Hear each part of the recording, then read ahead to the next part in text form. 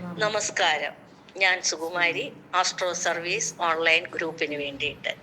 ഇന്നത്തെ വിഷയം കാലഹോരയെ പറ്റിയാണ്.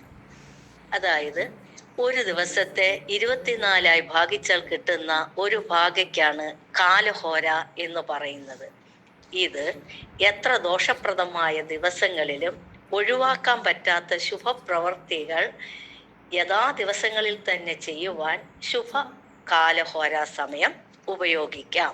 ഇതിനുള്ള പ്രമാണം അർക്ക ശുക്ര ബുധ ചന്ദ്രമന്ദ ജീവധാരാസുത ക്രമേണ കാലഹോര എന്നാണ്. അതായത് സൂര്യോദയ വേളയിൽ ഏത് ഗ്രഹത്തിന്റെ കാലഹോരയാണോ അത് ആ ഗ്രഹത്തിന്റെ പേരായിരിക്കും. ഉദാഹരണം, ഞായറാഴ്ച ദിവസം ഉദയം മുതൽ ആദ്യത്തെ 1 മണിക്കൂർ നേരം ആ സൂര്യന്റെ കാലഹോരയായിരിക്കും. അടുത്തത് 1 മണിക്കൂർ ശുക്രന്റെ കാലഹോരയും അടുത്തത് ബുധന്റെ കാലഹോരയുമായിരിക്കും.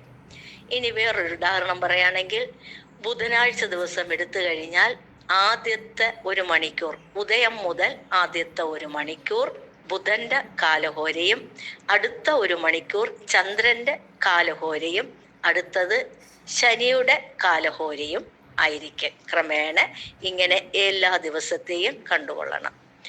ഓരോ കാലഹോരയും ആ ഹോരയുടെ അധിപകൻ ആയ ഗ്രഹത്തിന്റെ സ്വഭാവം അനുസരിച്ചുള്ള പ്രവൃത്തി ചെയ്താൽ ഫലം സുഗമമായിരിക്കും.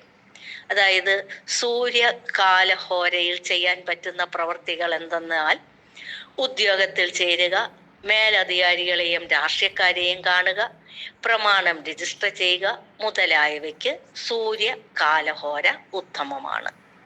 ചന്ദ്ര കാലഹോര സമയത്ത് ചെയ്യാൻ പറ്റുന്ന പ്രവൃത്തികൾ വ്യാപാരം, യാത്ര, മാതൃ ബന്ധുക്കളെ കാണുക എന്നിവയ്ക്കൊക്കെ ചന്ദ്രഹോര ഉപയോഗിക്കാം.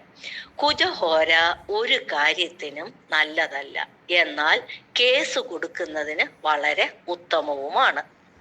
ബുധഹോര സമയത്ത് എഴുത്തുകുത്തുകൾ നടത്തുക, വക്കീലിനെ കാണാൻ പോവുക, പരീക്ഷ എഴുതാനും ജ്യോതിഷ കാര്യങ്ങൾ, ബന്ധുക്കളെ എന്നിവരെ കാണാൻ പോകാനും ബുധഹോര സമയം ഉപയോഗിക്കാം.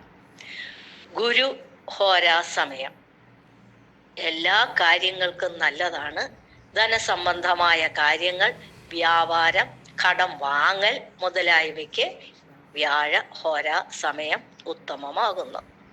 ശുക്രഹോര സമയങ്ങളിൽ വിവാഹ കാര്യങ്ങൾ, മംഗളകാര്യങ്ങൾ, വാഹനം വാങ്ങൽ, മരുന്ന് സേവ, ഭാര്യ വീട്ടുകാരുമായി സംസാരിക്കൽ, കടം ഈടാക്കൽ മുതലായ കാര്യങ്ങൾക്ക് ശുക്രഹോര സമയം ഉപയോഗിക്കാം. ശനിഹോര സമയത്ത് തൊഴിൽ കാര്യങ്ങൾ, ഇരുമ്പ്, ഉരുക്ക് മുതലായവകളെപ്പറ്റി ചിന്തിക്കാനും പ്രവർത്തിക്കുവാനും വേണ്ടിയിട്ടുള്ള സമയം ശനിഹോര സമയത്തും കണ്ടെത്താവുന്നതാണ്. നന്ദി, നമസ്കാരം.